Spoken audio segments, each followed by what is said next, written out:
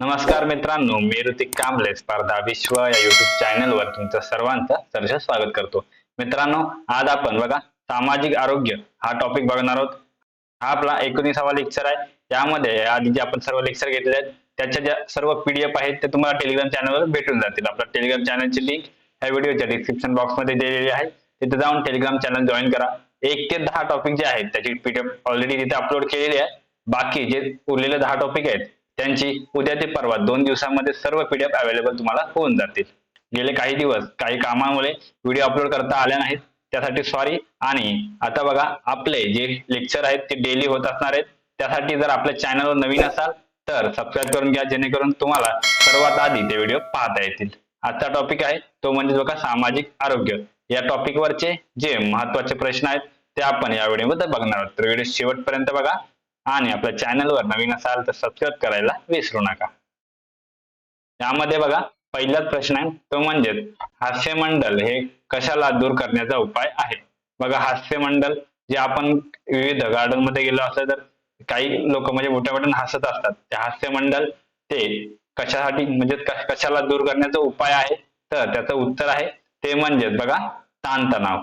हास्यमंडल हे कशाला, तर ताणतणाव याला दूर करण्याचा एक उपाय आहे. यापुढील दुसरा प्रश्न आहे बघा, मद्य सेवनाने शरीरातील मुख्यतः कोणत्या संस्थेला धोका निर्माण होतो. मद्य सेवन म्हणजे नॉर्मली जे दारू वगैरे झालं त्यातील ते सेवन केलेलं नाही, त्यामध्ये शरीरातील मुख्यतः कोणत्या संस्थेला धोका निर्माण होतो, तर त्याचं उत्तर आहे ते म्हणजे बघा चेतासंस्था. मद्य सेवनाने शरीरातील मुख्यतः चेतासंस्था या संस्थेला धोका निर्माण होत असतो. तिसरा प्रश्न आहे, सायबर गुन्ह्यांना आळा घालण्यासाठी कोणता कायदा आहे. बघा जे सायबर गुन्हे आहेत ऑनलाईन प्रकारे आता आपण जे सोशल मीडिया वापरतो त्यावरतून त्यांच्या आधारित जे सायबर गुन्हे म्हणजे जे ऑनलाईन गुन्हे केले जातात त्यांना सायबर गुन्हे म्हणतात. त्या सायबर गुन्ह्यांना आळा घालण्यासाठी कोणत्या कायद्याची तरतूद केलेली आहे, तर त्याचं उत्तर आहे ते म्हणजेच बघा माहिती तंत्रज्ञान कायदा 2000. माहिती तंत्रज्ञान कायदा 2000 हे सायबर गुन्ह्यांना आळा घालण्यासाठी जे तरतूद केलेला कायदा आहे. बघा चौथा प्रश्न आहे, माहिती तंत्रज्ञान कायदा 2000 यालाच बघा आयटी ऍक्ट 2000 असं सुद्धा म्हटले जाते. ते कधीपासून अंमलात आले. माहिती तंत्रज्ञान कायदा 2000 ज्यात आयटी ऍक्ट असे म्हटले जाते त्याला आयटी ऍक्ट 2000 ते कधीपासून अंमलात आले आहे, तर त्याचं उत्तर आहे ते म्हणजेच बघा 17 ऑक्टोबर 2000. 17 ऑक्टोबर 2000 पासून माहिती तंत्रज्ञान कायदा हा अंमलात आला आहे. यापुढील बघा पाचवा प्रश्न आहे, सायबर गुन्हे करणाऱ्या व्यक्तीला कोणती शिक्षा होते. बघा जे आपण ऑनलाईन किंवा सोशल मीडियाद्वारे जे गुन्हे केले जातात, जे लोकांची फसवणूक केली जाते त्यांना सायबर गुन्हे म्हणतात. त्या सायबर गुन्हे करणाऱ्या व्यक्तीला कोणती शिक्षा कायद्यामध्ये तरतूद केलेली आहे, त्यासाठी कोणती शिक्षा दिली जाते, तर त्याचं उत्तर आहे ते म्हणजेच बघा 3 वर्ष कैद किंवा 5 लाखापर्यंत दंड या दोघांपैकी एक जी शिक्षा आहे ती सायबर गुन्हे करणाऱ्या व्यक्तीला दिली जाते. यापुढील बघा 6वा प्रश्न आहे, सायबर गुन्ह्यांवर नियंत्रण ठेवण्यासाठी स्वतंत्र विभाग निर्माण करणारे देशातील पहिले राज्य कोणते आहे. बघा सायबर गुन्ह्यांवर नियंत्रण ठेवण्यासाठी स्वतंत्र विभाग निर्माण करणारे जे भारत देशातील पहिले राज्य आहे ते म्हणजे बघा महाराष्ट्र. सायबर गुन्ह्यांवर नियंत्रणासाठी स्वतंत्र विभाग निर्माण करणारे देशातील पहिले राज्य कोणते आहे, तर महाराष्ट्र हे आहे. यापुढील बघा 7वा प्रश्न आहे, कुमारवयीन मुलींवर जास्त प्रभाव कोणाचा पडतो. जे कुमारवयीन मुलं मुली असतात त्यांच्यावर जास्त प्रभाव कोणाच्या म्हणजे कोणाच्या वागण्याचा किंवा कोणामध्ये राहण्यामुळे जास्त प्रभाव पडतो, तर त्याचं उत्तर आहे ते म्हणजेच बघा समवयस्कांचा. जे म्हणजे कुमारवयीन मुलं मुली असतात ते त्यांच्या जे सेम वयाची मुलं असतात त्यांच्यावर जास्त प्रभाव पडत असतो. म्हणजे घरातल्यांपेक्षा ते जास्त आपल्या मित्रांसोबत असतात, ते जशा प्रकारे वागतात जशा प्रकारे राहतात त्याचा परिणाम हा त्यांच्यावर होत असतो. यापुढील बघा 8वा प्रश्न आहे तो म्हणजे तोंड आणि फुफ्फुसे यांचा कर्करोग कोणत्या पदार्थामुळे होतो. बघा कर्करोग म्हणजे कोणाचा, तोंडाचा आणि फुफ्फुसांचा कर्करोग हा कोणत्या पदार्थामुळे होतो, कोणत्या पदार्थाच्या सेवनाने होतो, तर त्याचं उत्तर आहे ते म्हणजे बघा तंबाखूजन्य पदार्थ. तर तंबाखूजन्य पदार्थांचे सेवन केले तर तोंडाचा आणि फुफ्फुसांचा कर्करोग होण्याची शक्यता असते. यापुढील बघा 9वा प्रश्न आहे. पोलीस यंत्रणेमध्ये नव्याने कोणता विभाग सुरू करावा लागला आहे? बघा पोलीस यंत्रणेमध्ये आता सध्या नव्याने कोणता विभाग सुरू केलेला आहे? तर त्याचं उत्तर आहे ते म्हणजे बघा सायबर गुन्हे कक्ष. पोलीस यंत्रणेमध्ये नव्याने कोणता? तर सायबर गुन्हे कक्ष हा विभाग निर्माण केला आहे. 10वा प्रश्न आहे. विद्यार्थ्यांना अध्ययनात एकाग्रता वाढवण्यासाठी कशाचा जास्त उपयोग होतो? बघा विद्यार्थ्यांना अध्ययनामध्ये एकाग्रता वाढवण्यासाठी कशाचा जास्त उपयोग होतो? तर त्याचं उत्तर आहे ते म्हणजे बघा ध्यान धारणेचा. विद्यार्थ्यांना अध्ययनामध्ये एकाग्रता वाढवण्यासाठी ध्यान धारणेचा जास्त उपयोग हा होत असतो. यापुढील बघा 11वा प्रश्न आहे. एखाद्या पाळीव प्राण्याचे संगोपन या छंदामुळे आपल्या विचारसरणीवर कसा फरक पडतो? बघा आपण एखाद्याचे पाळीव प्राणी म्हणजे कुत्रा मांजर पाळतो त्याच्यामुळे त्या छंदामुळे आपल्या विचारसरणीवर कशा प्रकारे फरक पडतो? तर त्याचं उत्तर आहे ते म्हणजे बघा सकारात्मक फरक. जर एखाद्या पाळीव प्राण्यांचे संगोपन या छंदामुळे आपल्या जे विचारसरणी असते आपण जी विचारसरणी करतो त्याच्यावर सकारात्मक फरक हा पडत असतो. 12वा प्रश्न आहे. एखाद्या व्यक्ती मद्य किंवा तंबाखूजन्य पदार्थांचे सतत सेवन करत असेल तर त्याला काय म्हणता येईल? बघा जर एखादी व्यक्ती असेल ती मद्य किंवा तंबाखूजन्य पदार्थ यांचे सतत, हा शब्द महत्वाचा आहे, सतत जर सेवन करत असेल तर त्याला काय म्हणतात? तर बघा त्याचं उत्तर आहे ते म्हणजे बघा व्यसनाधीनता. एखाद्या व्यक्ती जेव्हा मद्य किंवा तंबाखूजन्य पदार्थांचे सतत सेवन करत असेल तर त्याला व्यसनाधीनता असे म्हटले जाते. यापुढील 13वा प्रश्न आहे. खाद्यपदार्थ बनवण्याच्या कलेला काय म्हणतात? खाद्यपदार्थ बनवण्याची कला असते त्या कलेला काय म्हटले जाते? तर त्याचं उत्तर आहे ते म्हणजेच पाककला. खाद्यपदार्थ बनवण्याच्या कलेला पाककला असे म्हटले जाते. यापुढील बघा 14वा प्रश्न आहे. खालीलपैकी ताणतणाव दूर करण्याचा उपाय कोणता आहे? बघा तुम्हाला अशा प्रकारे प्रश्न विचारला जातील की 4 पर्याय दिले जातील आणि त्यापैकी एक विचारला जाईल की खालीलपैकी ताणतणाव दूर करण्याचा उपाय कोणता आहे? तर त्याचं उत्तर आहे ते म्हणजेच गायन. खालीलपैकी बघा गायन हे ताणतणाव दूर करण्याचा उपाय आहे. यापुढील 15वा प्रश्न आहे. कोणता आहार हा ताणविरहित जीवन जगण्यासाठी आवश्यक आहे? बघा कोणता पद्धतीचा आहार हा ताणरहित जे जीवन असते ते जगण्यासाठी आवश्यक आहे? तर त्याचं उत्तर आहे ते म्हणजे सात्विक आहार.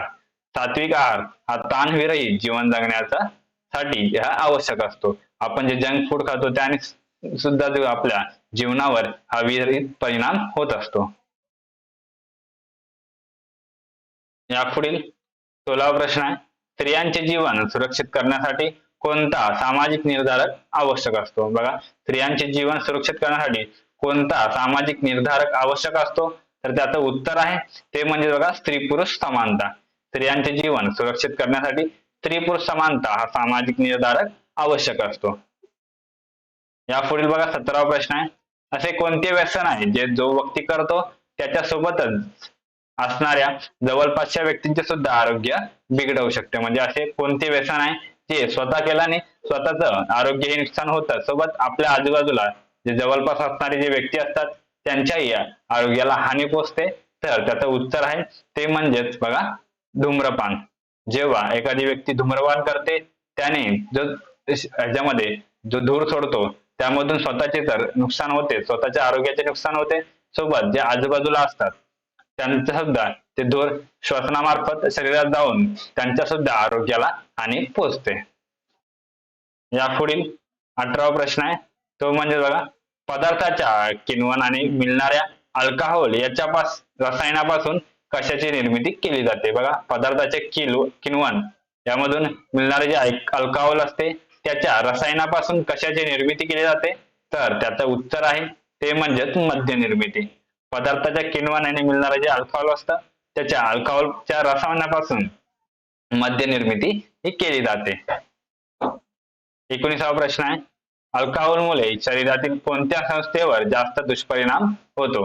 बघा अल्कोहोलमुळे शरीरातील कोणती संस्था आहे त्या संस्थेवर जास्त हे दुष्परिणाम होत असतात? तर त्याचं उत्तर आहे ते म्हणजेच बघा चेतासंस्था.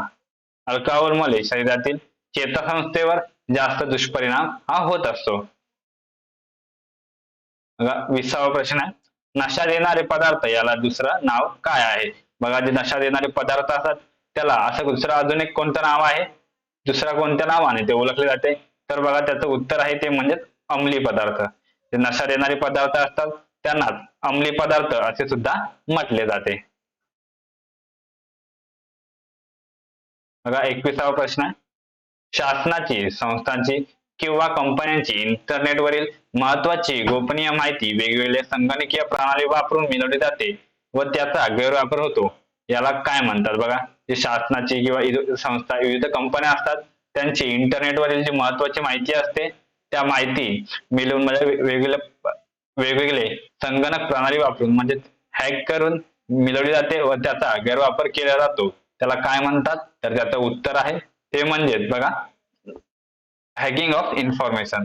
शासनाची किंवा संस्थांची किंवा कंपन्यांची इंटरनेटवरील महत्त्वाची गोपनीय माहिती वेगवेगळे जे संगणकीय प्रणाली वापरून मिळवली जाते त्याचा गैरवापर होतो आणि त्याला प्रक्रियेला काय म्हटले जाते?